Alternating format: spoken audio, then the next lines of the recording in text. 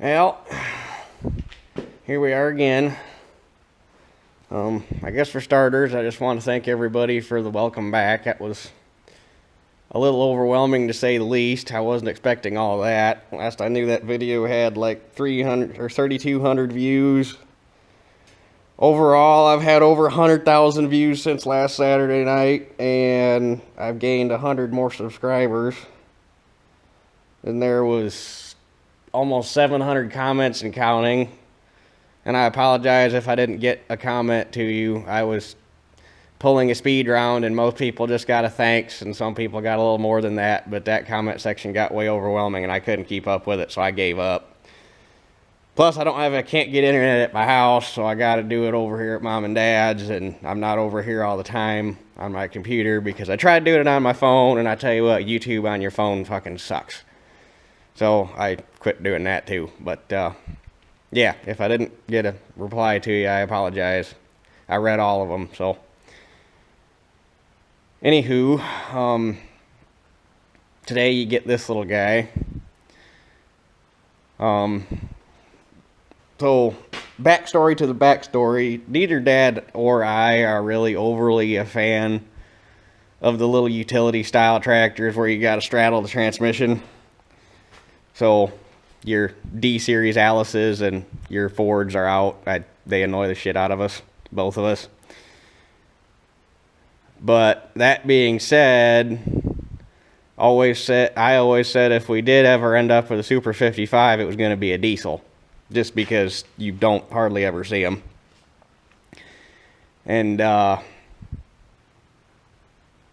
so that's the backstory to the backstory. Now, the backstory to the tractor is last April or May. It was either late April or early May. One of Dad's friends was up north of here at a junkyard, and the old timer passed away, and his kids just wanted to get rid of it and sell the property, so they were selling everything, and they were actually having an auction. But before the auction, it was weird. It was kind of a weird situation. They were having an auction, but they were still selling stuff outright. I don't know. It was weird. I don't know if it was before they made the official listing, so it wasn't public domain or what. But either way, one of my dad's friends was up there with one of his friends, and they were looking at buying some old cars. So they were up there walking around, and they just so happened to damn near trip over this thing. I guess the weeds around it were so tall that they couldn't even see it. So, I mean, the weeds were, from the pictures they sent, the weeds were at least this tall all the way around it. I mean, you couldn't, they had stomped them down to take the picture, but they were tall. You physically couldn't see the tractor before they stomped the weeds down, and they just kind of stumbled upon it by accident.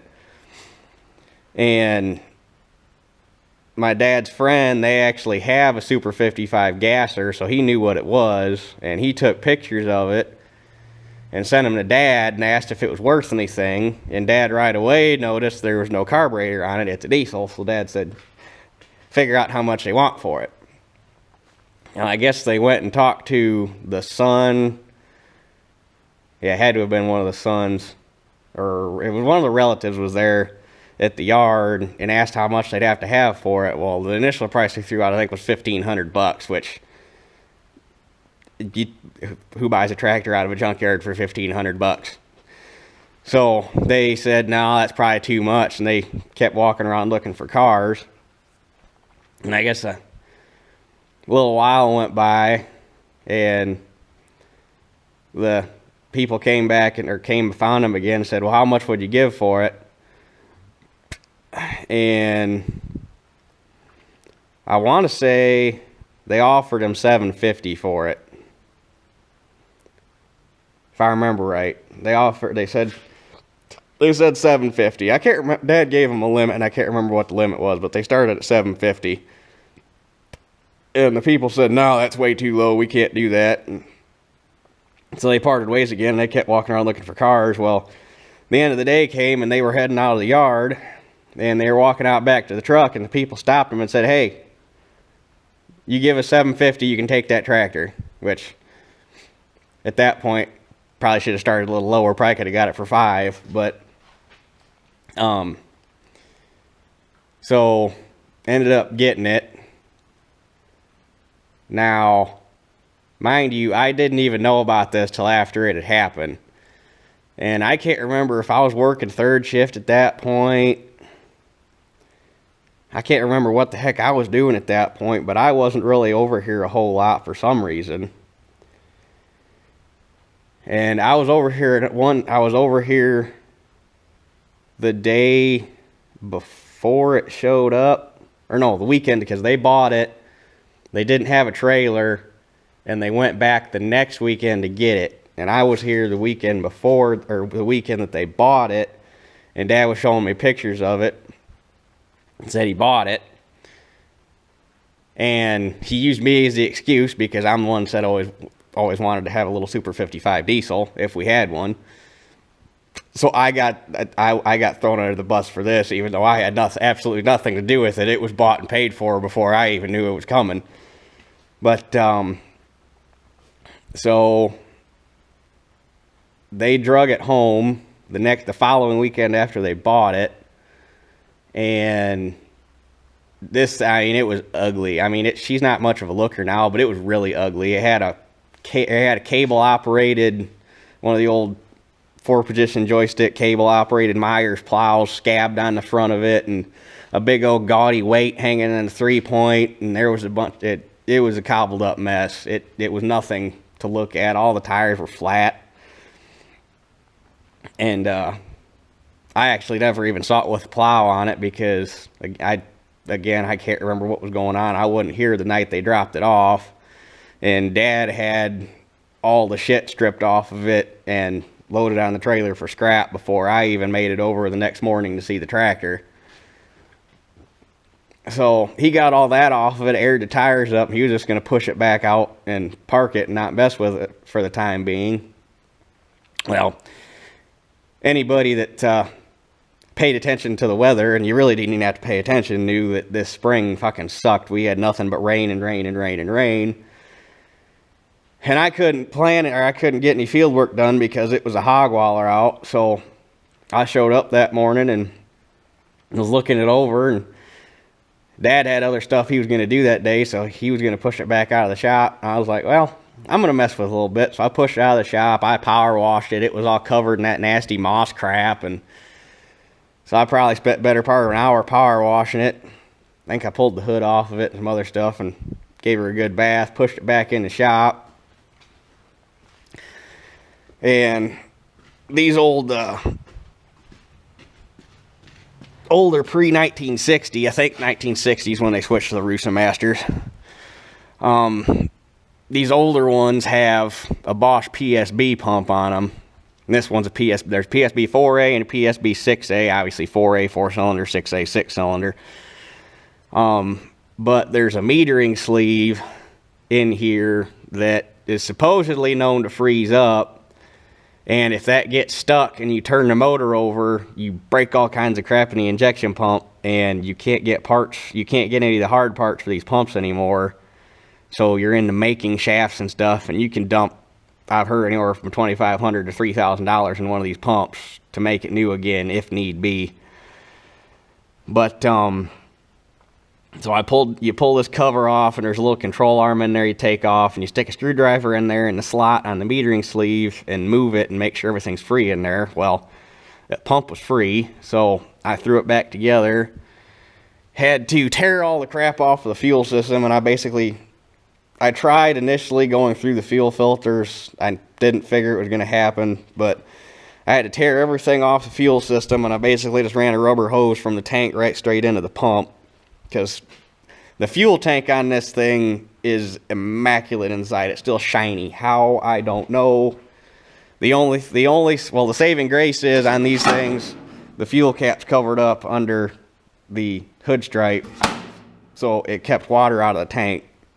That's the only thing I could think that saved it. But they had a gaudy flame cut plate, block off plate over where the mechanical fuel lift pump's supposed to go. and they had an electric pump cobbled on here, and the fuel system was just all sorts of messed up. So basically, I completely bypassed the fuel system, ran a hose right from the fuel tank to the pump, and did a couple other odds and ends just checking to make sure. I mean, the engine oil looked good. I mean, there wasn't any point in changing the engine oil if we didn't know it would run. There was no water in it, so I figured we're going to fire this, if we're going to see if this thing runs, and then we'll go from there. So I got all that done. Dad came up and helped me.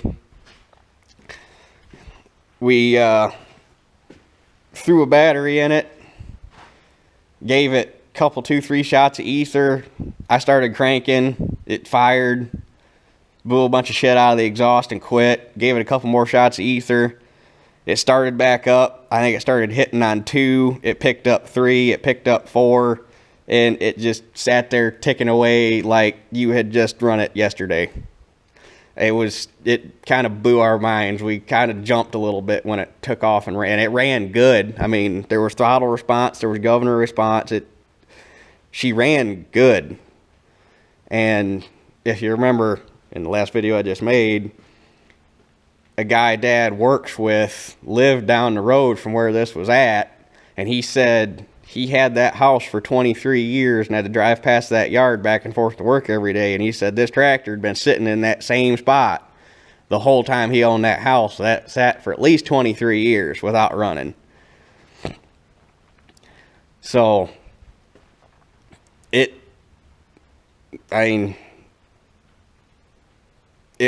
boggles the mind how this thing even did that. I don't know, but did that, figured out it ran good, and basically started putting money in it from there. First thing we tackled was we got the fuel system straightened out, got a lift pump put back on it, made all new fuel lines, changed the oil in it, there was water. Obviously, the rear end was full of water. Surprisingly, the hydraulic unit was not full of water, but that's because it had been full of water at one point and rusted a hole in the oil pan and dumped all the water from the hydraulic reservoir into the rear end, which probably saved the hydraulics because they were clean. I mean, there was a little bit of milky gray brown sludge in there, but there wasn't any rust on anything. So went through, rebuilt the hydraulic system, redid the brakes. Had to buy a battery tie down and tray for it because that was missing. In all reality, I think that's pretty much all we've done to it. I got a new wiring harness and we replaced the gauges. All the gauges actually worked in it, but the faces were all rusted and you couldn't read them, so we put new gauges in it. The water pump on it has a sticker on it. The water pump was replaced at some point before it got parked. And, I mean, we had it off. You can spin it over by hand. That water pump is whisper quiet. There ain't nothing wrong with it. We didn't even have to change the antifreeze because the antifreeze was still as green as it just came out of a jug. So, now, the weird part about this, I mean, it's beat to shit. There ain't nothing about it. It is literally beat to shit. But the tack works. It has 676 hours on it as of now. I think it had 650 something when we brought it home.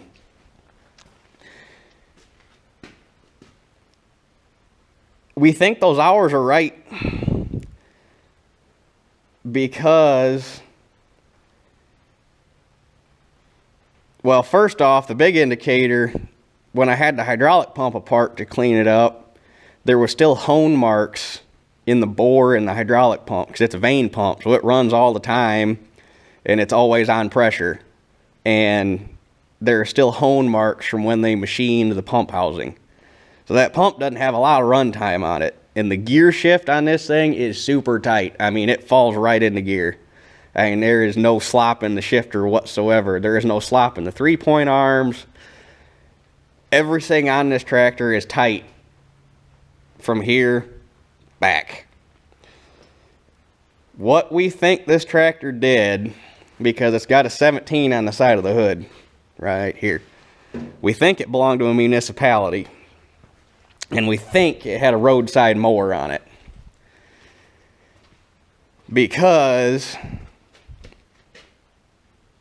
well, first off, there's 2 bolt holes right here, and they had taken both, these are different floor pans on, well, there's half pans, there's the back and the front. We had to replace both fronts because they had torched out a hole here, and there's marks on both sides of the transmission housing where there were bolts here holding something on.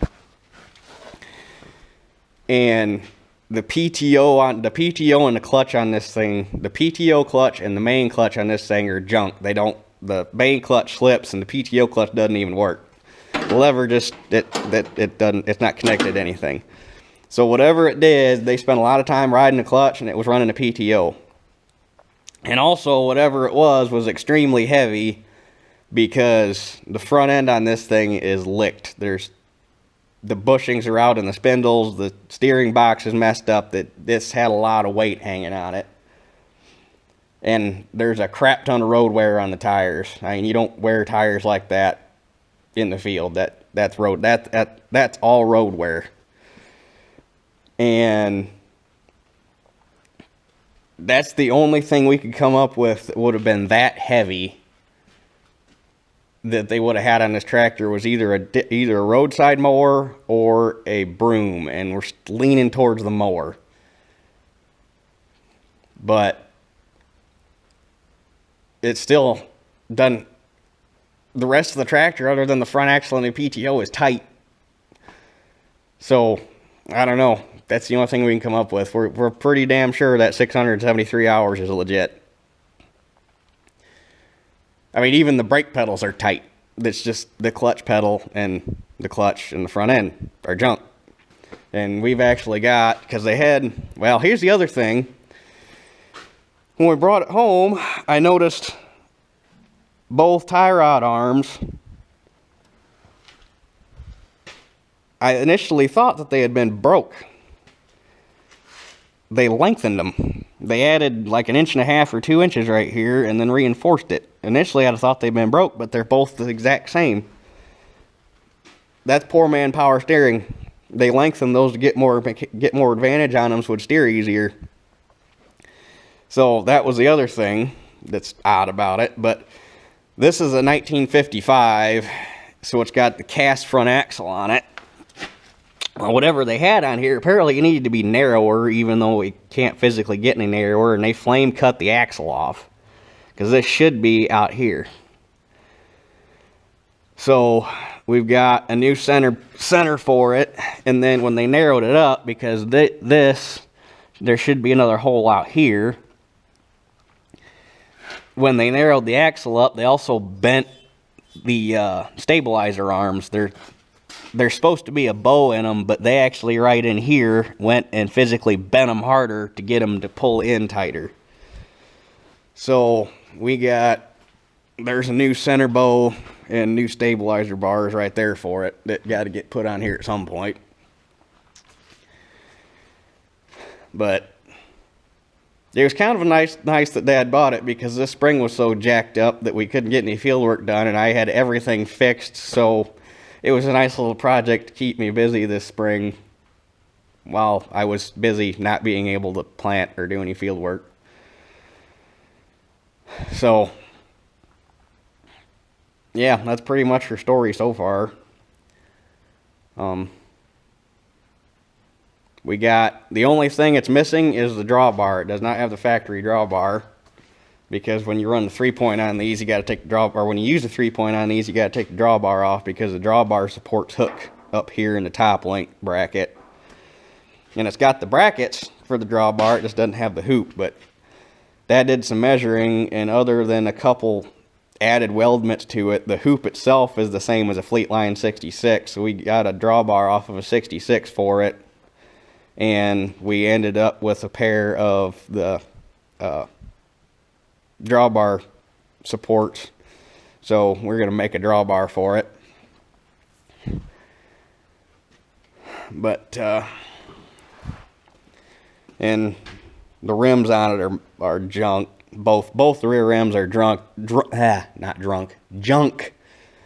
because they're loaded, but they still hold air. Dad aired them up and they hold air, so until we get new rims and tires, it's just gonna kind of hang out like that.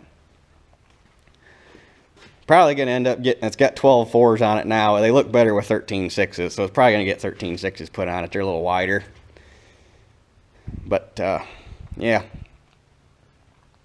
don't really know what else more to tell you about it right now. It's a handy little shit. Use the crap out of it. It's got, I'm pretty sure it had 653 hours on it when it came home. So I put more than 20 hours on it just moving. All we've been doing with it is moving equipment, pulling it back and forth from the barn, because it's not as nimble as a Super 55 should be, because when they doinked up those steer arms, it probably cut the turning circle in half. So you need 40 acres to turn it around, but it's still not bad. I mean, it's so stinking short that it doesn't really matter, but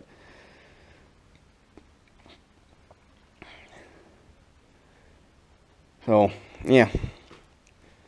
I did cheat a little bit. I came down here a little while ago and started it and ran it to warm it up, because I just hate starting them and shutting them right back off when it's this cold outside. So I warmed it up so that I could start it, you could see it, and then I could shut it off and it would already be warm. Yeah.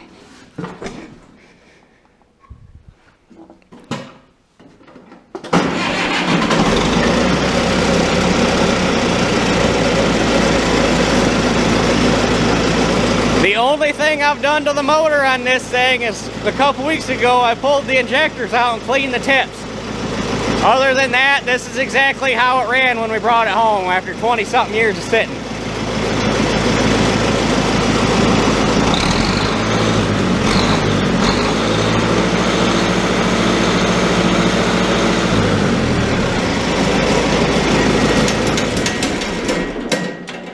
Interesting note on these, they don't got a key because they're a diesel.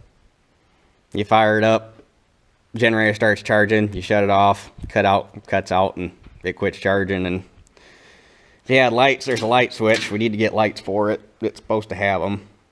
Part of the harness is still around here. Yeah, they had lights at one point because part of the harness is still there, but they were all gone. So one piece at a time.